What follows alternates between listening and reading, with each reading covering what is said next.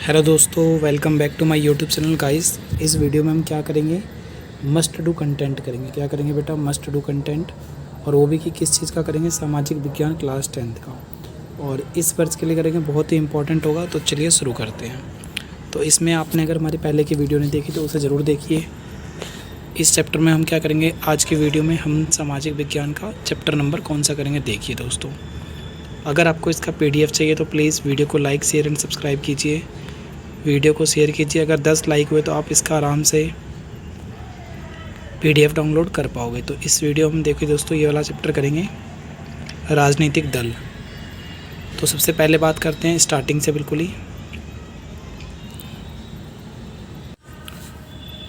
तो देखिए दोस्तों, हम क्या करेंगे इस वीडियो में हम करते हैं ये चैप्टर राजनीतिक दल।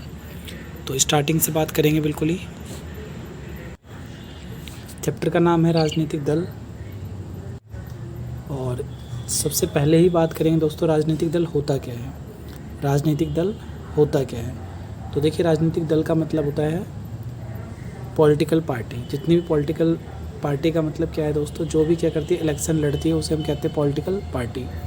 तो देश में हम इंडिया की बात करें तो बहुत सारी पॉलिटिकल पार्टी है। उस तरीके से पहले आप स्टार्टिंग से समझिए। जैसे हम बात कर सकते हैं दोस्तों, BJP है आपकी, ठीक है, कांग्रेस है।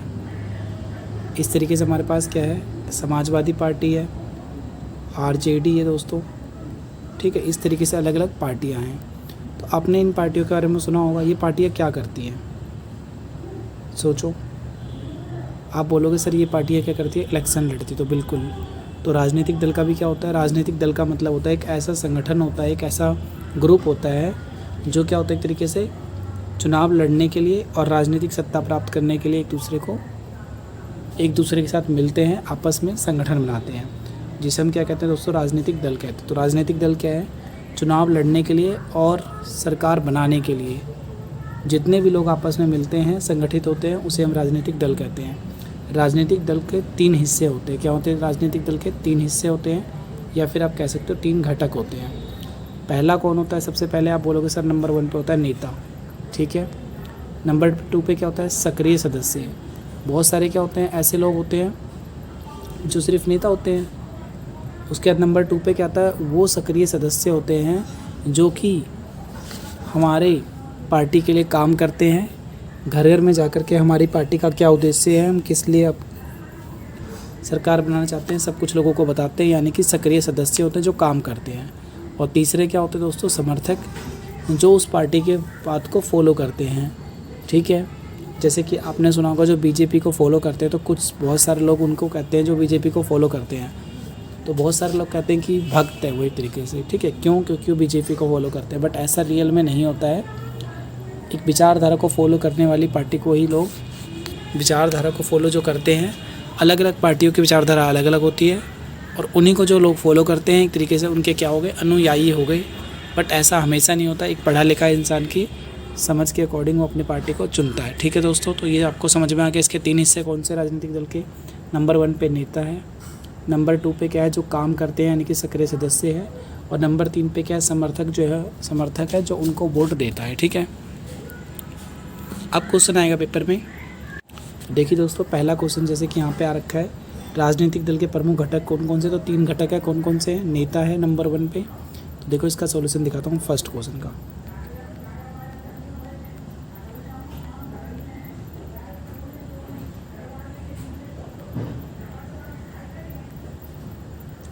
तो 2 नंबर का क्वेश्चन ये है, राजनीतिक दल के 3 घटक होते हैं, नेता, सक्रिय सदस्य और समर्थक, ठीक है। तो ये पहले का आंसर हो गया। अब बात करते हैं दूसरे क्वेश्चन की। नेक्स्ट क्वेश्चन है हमारे पास, कौन सी दलीय व्यवस्था लोकतंत्र के लिए अच्छा नहीं माना जाता और क्यों। तो दूसरा जो क्वेश्चन है, इसका आंसर पहले हम ये पता लगाएंगे कि दलीय व्यवस्था का मतलब क्या है। दलीय व्यवस्था का मतलब है एक दल है, 2 दल है या बहुदल है। तो पहले समझते हैं टॉपिक, फिर आपको इस क्वेश्चन का आंसर दिखाते हैं, ठीक है। अभी हमने क्या पढ़ा दोस्तों, राजनीतिक दल क्या है। आप पढ़ेंगे कि राजनीतिक दल का काम क्या होता है। तो पहला काम क्या होता है, राजनीतिक दल का सबसे पहले होता है चुनाव लड़ना। दूसरा काम क्या होता है दोस्तों, सरकार की नीति और कार्यक्रम को जनता के सामने लाना। जैसे मैंने बताया ना कि सक्रिय सदस्य क्या करते हैं, जो उन सरकार का क्या होता है, नीति है, उनके जो कार्यक्रम चल रहे हैं, जितने भी उन्होंने कार्यक्रम बनाए हैं, उन सबको जनता के सामने लाना ही दूसरा काम होता है राजनीतिक दल का। तीसरा काम क्या होता है? आप तीसरा काम बोलोगे सर कानून का निर्माण करना। तीसरा काम क्या होता है राजनीतिक दल का? कानून का निर्माण करना। और वैसे राजनीतिक दल का मतलब वो कानून का निर्माण करते जो सरकार में होते हैं, सभी नहीं करते हैं कई बार, ठीक है। अगला पॉइंट आएगा दोस्तों, चुनाव हारने पर शासक दल के विरोधी पक्ष की भूमिका निभाना। मतलब अगर आप चुनाव हार जाते हो इलेक्शन में, और इलेक्शन में जब आप हार जाते हो तो क्या होता है, आपको विपक्ष में बैठना पड़ता है, मतलब सरकार के विरोध में एक तरीके से कार्य करना पड़ता है। अब हमेशा आप विरोध नहीं कर सकते, कई बार अच्छा काम सरकार करे तो आपको अप्रिसिएट करना पड़ता है। तो ये क्या कह रहे हैं, एक तरीके से विरोधी दल की भूमिका निभाते हैं, ठीक है। तो अभी वर्तमान में हम बात करें तो विरोधी दल कौन है, तो आप बोलोगे सर कांग्रेस है, ठीक है। अब पांचवा पॉइंट है, इसका पांचवा पॉइंट क्या है, जनमत निर्माण के दल मुद्दों को उठाते हैं और उस पर बहस करते हैं। जो जनता के मुद्दे होते हैं, जनता की जो समस्याएं होती हैं उनको उठाते हैं वो, और उसके ऊपर क्या करते हैं, बहस करते हैं। जैसे आपने आज भी देखा होगा कि देश में कई जगह क्या हो रहे हैं, महंगाई को लेकर के कांग्रेस आंदोलन कर रही है। क्यों कर रही है? क्योंकि वो जनता के मुद्दों को उठा रही है और सरकार के समक्ष रख रही है, ठीक है। अब बात करते हैं अगले क्वेश्चन की। तो पहले अभी जो मैंने आपसे क्वेश्चन आया था उसको भी डिस्कस करेंगे, पर एक टॉपिक पहले समझ लेते हैं। अब अगला क्वेश्चन है हमारे पास कि राजनीतिक दल होते हैं, ठीक है भाई। राजनीतिक दल के अपने कार्य पटरी 5 कार्य बता दी कि क्या क्या काम करते हैं। अब बोलते हैं इसकी ज़रूरत क्या है, आवश्यकता क्या है। तो क्वेश्चन आएगा राजनीतिक दल की क्या आवश्यकता है, तो आपको ये 3 पॉइंट लिखने पड़ेंगे। पहला पॉइंट क्या लिखोगे, लोकतंत्र व्यवस्था के लिए राजनीतिक दल आवश्यक है। दूसरा, सरकार की नीतियों पर अंकुश लगाते हैं। राजनीतिक दल क्या करते हैं, सरकार की नीतियों पर अंकुश लगाते हैं। अगर सरकार की नीतियाँ कई बार क्या होती है, जो बुरी होती है, अगर राजनीतिक दल होंगे तो उनके विपक्ष में इस नीतियों पे अंकुश लगा सकते हैं, आंदोलन कर सकते हैं, जिससे कि उनकी गलत नीतियाँ आगे ना बढ़े, ठीक है। और तीसरा क्यों आवश्यकता है, इसलिए आवश्यकता है क्योंकि लोगों की समस्या को सरकार तक पहुंचाते हैं। राजनीतिक दल ही क्या करते हैं, गली मोहल्लों में जा कर के जब वो विपक्ष में होते हैं तो क्या करते हैं, अगर उनको जीतना है तो हर एक लोगों से चर्चा करते हैं और जो भी उनकी समस्या है वो सरकार के सामने रखते हैं। तो ये सब काम क्या है, राजनीतिक दल का कार्य है, और इसी काम को करने के लिए राजनीतिक दलों की आवश्यकता होती है, ठीक है बेटा। अब बात करेंगे दलीय व्यवस्था। दलीय व्यवस्था का मतलब है कि कितने दल होते हैं, एक दल, 2 दल, बहुदल। तो अलग अलग देशों में इलेक्शन जो होता है वो अलग अलग तरीके से होता है। कई देशों में क्या होता है, बहुत सारी पार्टियाँ चुनाव लड़ती है। कई देशों में केवल और केवल एक पार्टी होती है। कई देशों में 2 पार्टी है। तो सबके बारे में डिस्कस करते हैं। तो बात करते हैं दोस्तों, विश्व में 3 प्रकार की दलीय व्यवस्था है। कितने प्रकार की दलीय व्यवस्था है, 3 प्रकार की दलीय व्यवस्था है। किस तरीके से 3 प्रकार की दलीय व्यवस्था है, देखो दल का मतलब है दुनिया के अलग अलग देशों में किस तरीके से इलेक्शन लड़ा जाता है। तो पहली बात करें तो केवल और केवल क्या होगा, एक दल होगा। क्या होगा, एक दल होगा। एक दल में क्या होगा, सिर्फ और सिर्फ एक पार्टी लड़ेगी।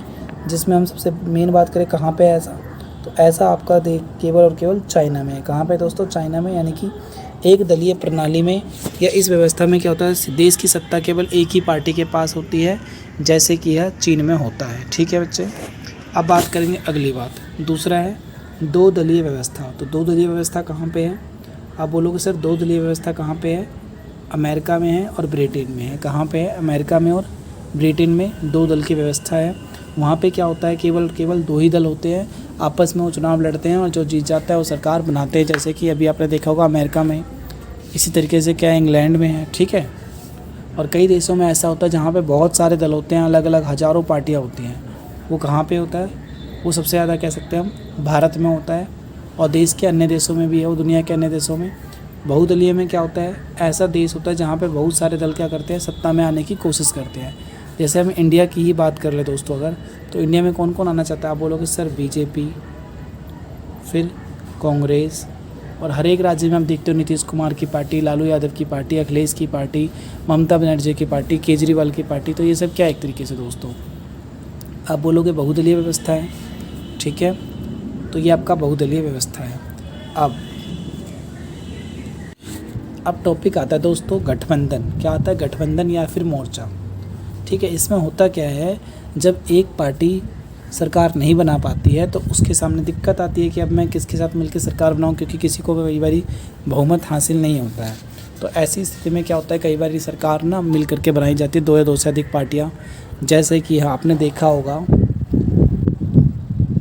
मुंबई की बात करते हैं दोस्तों, तो मुंबई में क्या हो रखा है, महाराष्ट्र की पार्टी जो है एक तरीके से ठाकरे की जो पार्टी है उन्होंने और कांग्रेस ने मिलकर के वहाँ पे सरकार बना रखी है। ठीक है, इससे पहले हम बात करें अगर जम्मू कश्मीर की, तो जम्मू कश्मीर में पीडीपी यानी कि एक तरीके से जो पीडीपी है वहाँ की और बीजेपी, इन सब ने मिलकर सरकार बना रखी थी। अब वो हट गई हैं। इससे पहले केजरीवाल ने कांग्रेस के साथ मिलकर दिल्ली में सरकार बना रखी, तो इसे हम क्या कहते हैं, गठबंधन की सरकार। अभी बात करें बिहार में, तो नीतीश कुमार की पार्टी और बीजेपी की पार्टी दोनों ने मिलकर सरकार बना रखी है, तो इसी को क्या कहते हैं, गठबंधन। गठबंधन का मतलब क्या होता है, जब देखो मैं बता रहा हूँ, जब चुनाव में किसी एक पार्टी को बहुमत नहीं मिलता है तो अन्य दलों से मिलकर के क्या करती है, वो गठबंधन बना लेती है, और ऐसे सरकार को हम क्या कहते हैं, गठबंधन की सरकार कहते हैं। तो बात करें भारत में, तो सबसे बड़े संगठन कौन कौन से हैं जो कि क्या एक तरीके से गठबंधन की सरकार बनाते हैं। तो सबसे बड़ी पार्टी एक तरीके से बीजेपी है, जिसे हम एनडीए के नाम से जानते हैं। क्या कहते हैं, एनडीए, राष्ट्रीय जनतांत्रिक गठबंधन। ठीक है। बीजेपी, तो बीजेपी क्या करती है दोस्तों, बीजेपी छोटी छोटी पार्टियों को अपने साथ जोड़ती है और उसने मिलकर क्या बनाया, एनडीए बनाया। दूसरी कौन सी दोस्तों, कांग्रेस। कांग्रेस ने क्या करा है, उन्होंने अपने छोटे छोटे पार्टियों को जोड़ा और क्या बनाया उसको, यूपीए। तो आपको पेपर में इन दोनों का फुल फॉर्म याद होना चाहिए कि बताइए यूपीए का फुल फॉर्म क्या है, तो क्या बोलोगे, गठबंधन संयुक्त प्रगतिशील गठबंधन, संयुक्त प्रगतिशील गठबंधन। और एनडीए की फुल फॉर्म क्या है, राष्ट्रीय जनतांत्रिक गठबंधन। तो आपको ये ध्यान रखना है। ठीक है प्यारे बच्चों, अब बात करेंगे अगले क्वेश्चन, जो कि आपको मैंने थोड़ी देर पहले ही बताया था कि क्वेश्चन क्या था इसमें, कि ये बताना था कि कौन से दल की व्यवस्था सबसे बेहतर है और क्यों है। तो देखो इसका आंसर ये रहा,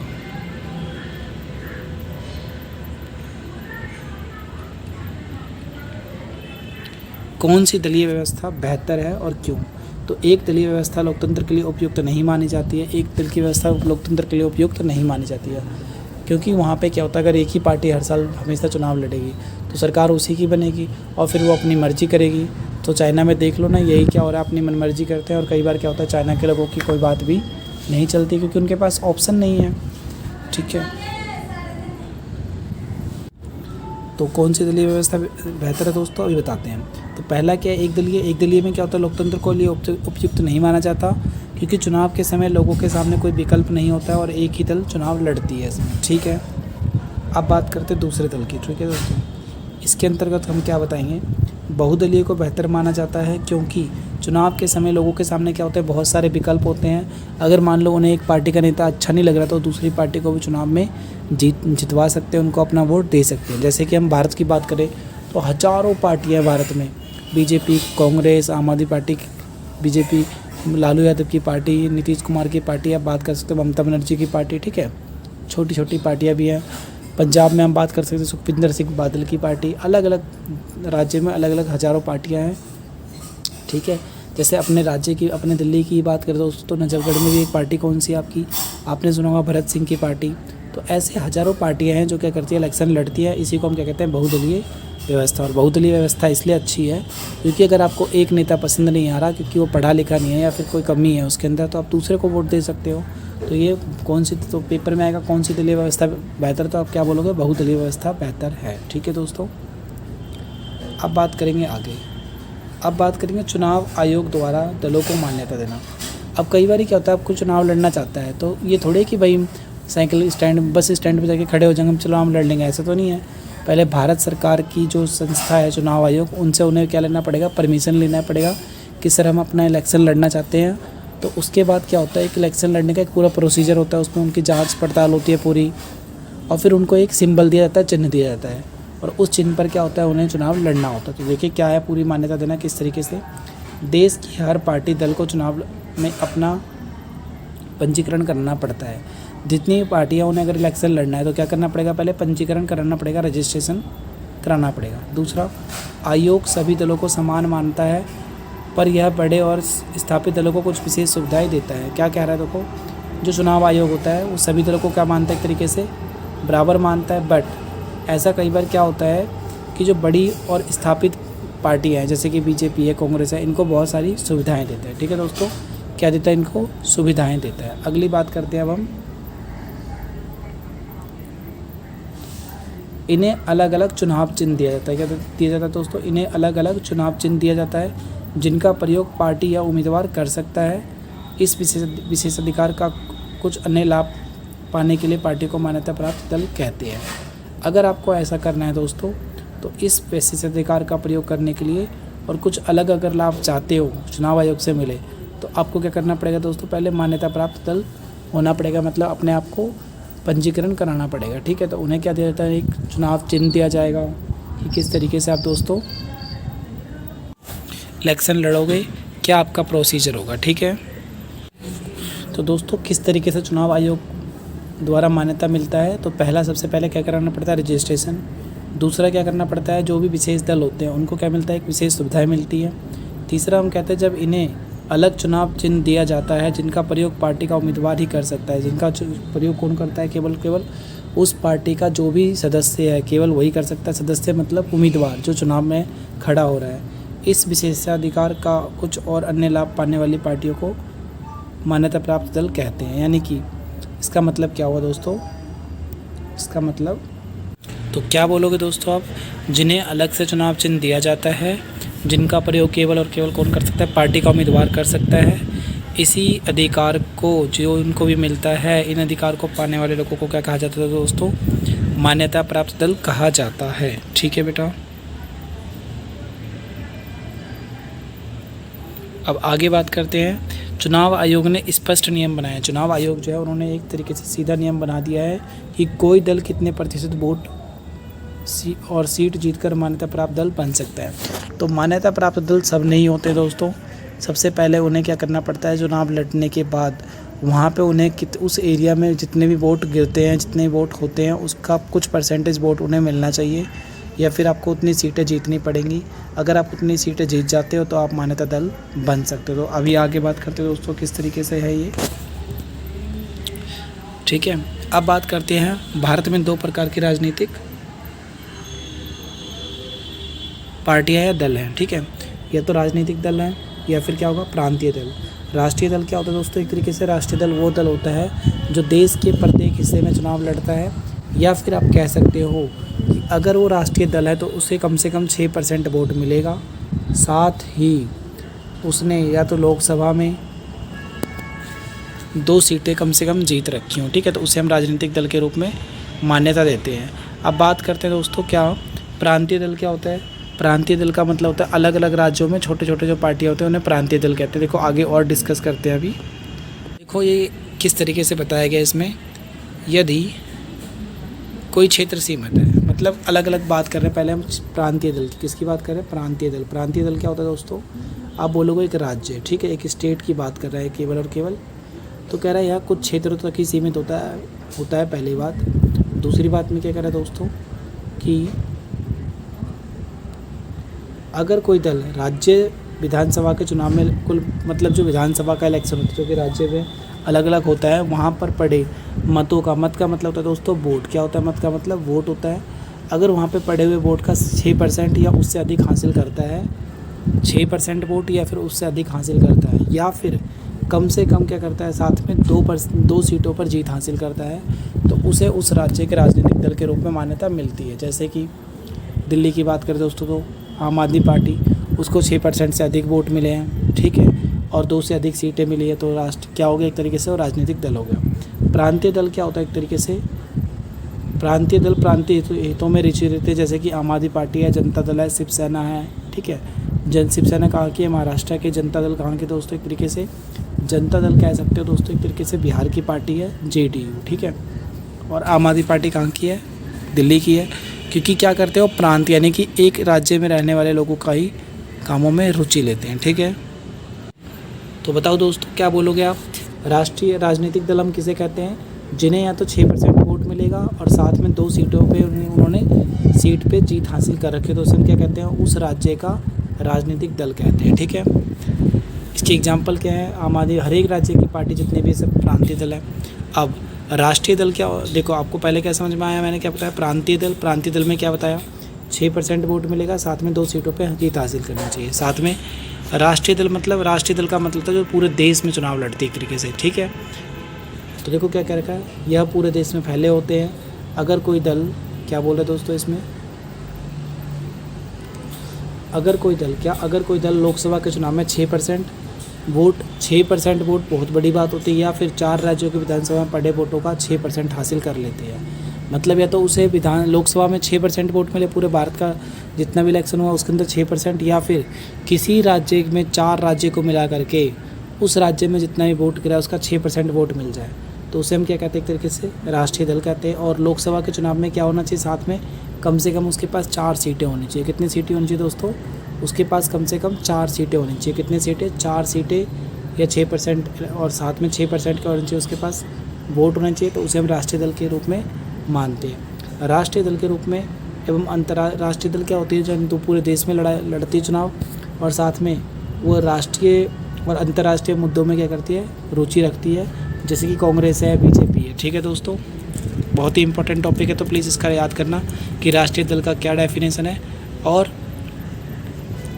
प्रांतीय दल की क्या डेफिनेशन है। अब बात करेंगे दोस्तों 6 नंबर के क्वेश्चन की, यानी कि 5 नंबर के क्वेश्चन। तो देखो क्या क्वेश्चन है दोस्तों, पहले समझ लेना आप।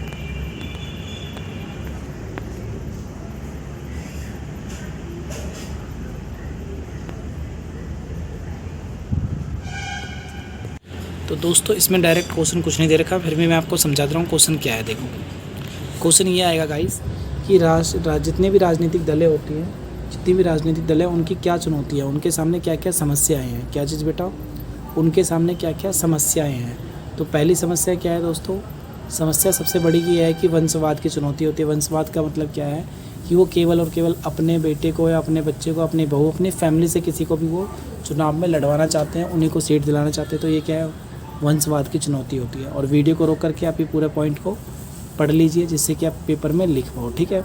दूसरा पॉइंट क्या है, आंतरिक लोकतंत्र की कमी होती है। आंतरिक लोकतंत्र का मतलब क्या है, एक बड़ी पार्टी जो होती है उसके अपने अंदर में कई बार क्या होता है ना, लोकतंत्र नहीं होता, एक दो नेताओं की बात मान, जैसे कि हम कह सकते हैं बीजेपी में। तो बीजेपी में मेनली आपको 3-4 नेता की बात मान जाती है, जैसे कि कांग्रेस है, जैसे कि नरेंद्र मोदी है, या फिर अमित शाह है, या फिर क्या कह सकते हैं दोस्तों वेंकैया नायडू। अब तो वैसे वेंकैया नायडू क्या बन चुके हैं, उपराष्ट्रपति बन चुके हैं। ठीक है। तो इस तरीके से क्या है, कुछ नेताओं की बात चलती है, तो इसे कहते हैं आंतरिक लोकतंत्र की कमी। आंतरिक लोकतंत्र का मतलब क्या, आपस में उनकी बात नहीं बनती है। इसी तरीके से कांग्रेस में भी हो रहा है। तीसरी बात कह सकते हैं बढ़ती हुई पैसों की भूमिका। राजनीतिक दल के सामने सबसे बड़ी चुनौती होती है कि उनके पास पैसों की कई बार क्या होती है, भूमिका आती है। और जिनके पास क्या होता है, पार्टियों का चुनाव जीतना होता है, जिसके लिए बहुत ज़्यादा धन देते हैं वाली कंपनियों को अमीर पैसा देते हैं, और उनको फ़ायदा देने वाली कंपनियां को नीतियाँ बनाते हैं। मतलब सरकार क्या करती है, जो उन लोगों को के लिए अपने काम करती है जिन्होंने उनको बहुत सारा पैसा दिया है। तो पैसों की एक तरीके से भूमिका होती है। अगला क्या कह सकते हैं दोस्तों, आपराधिक तत्वों की घुसपैठ होती है। मतलब जब इलेक्शन का टाइम होता है दोस्तों, तो बड़ी बड़ी पार्टियाँ क्या करती हैं, या फिर कुछ पार्टियाँ क्या करती है, कह सकते हैं दोस्तों, उनको सीट देती हैं जिनका क्या होता है, एक तरीके से नाम पहले से ही होता है फेमस, जिनसे लोग डरते हैं, उन्हीं को वोट देते हैं। तो आपराधिक तत्वों की घुसपैठ, उनके ऊपर पहले से ही केस चल रहा होता है। ठीक है। तो इनके ये समस्या आती है। हम क्या पढ़ रहे हैं दोस्तों, याद रखना, हम पढ़ रहे हैं बच्चे राजनीतिक दलों की चुनौतियाँ। अगला क्या है, विकल्प की हीनता। विकल्पहीनता का मतलब है विकल्प नहीं होता है उनके पास। जैसे हम बात करें भारत में, तो भारत में बीजेपी को वोट क्यों मिलते हैं, क्योंकि लोगों को लगता है कि यार एक मोदी है, उसके सामने कोई है ही नहीं, कोई बड़ा नेता। आने वाले टाइम में हम बात करें तो केजरीवाल और ममता बनर्जी ज़रूर आगे उठेंगे, और ये शायद हो सका तो कभी देश के प्रधानमंत्री भी बन सकते हैं, क्योंकि जिस तरीके से इनकी शख्सियत है और जिस तरीके से इनको पहचान मिल रही है दिल्ली और अपने अपने राज्यों में। अगली बात करें दल बदल की चुनौतियाँ। कई बार क्या होता है दोस्तों, पार्टियों के पास एक दल बदल की चुनौतियाँ आती है। तो इस पॉइंट को आप पूरा पढ़ लीजिए वीडियो को रोक करके, कैसे आती है। क्योंकि कई बार क्या होता है, जब इलेक्शन का टाइम आता है तो वो उन पार्टी को ज्वाइन करते हैं जहाँ पे उन्हें लगता है कि उनको सीट मिल जाएगा। ठीक है। अब बात करेंगे दोस्तों राजनीतिक दलों में सुधार हेतु सुझाव। ये बहुत ही इंपॉर्टेंट क्वेश्चन है, स्टार बना लो इस पर।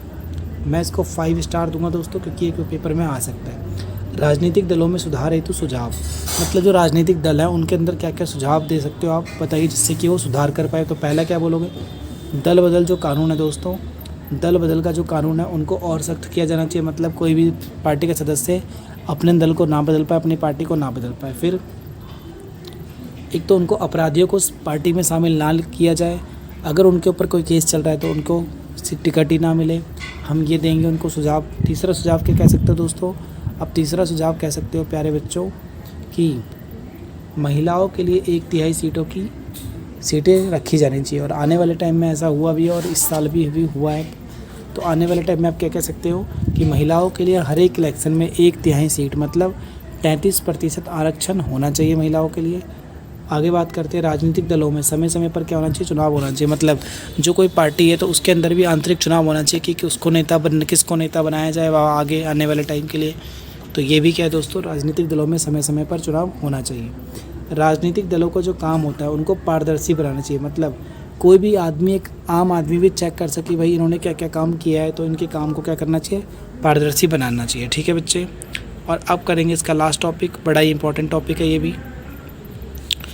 भारत में राजनीतिक दलों के सुधार के लिए क्या क्या प्रयत्न किए गए। मतलब आपने कहा ठीक है राजनीतिक दलों में सुधार किए जा सकते हैं, पर कुछ कोशिश तो की गई है ना, उनके बारे में बताइए। तो पहला क्या है दोस्तों, विधायकों और सांसदों को दल बदल करने से रोकने के लिए संविधान में संशोधन किया गया है।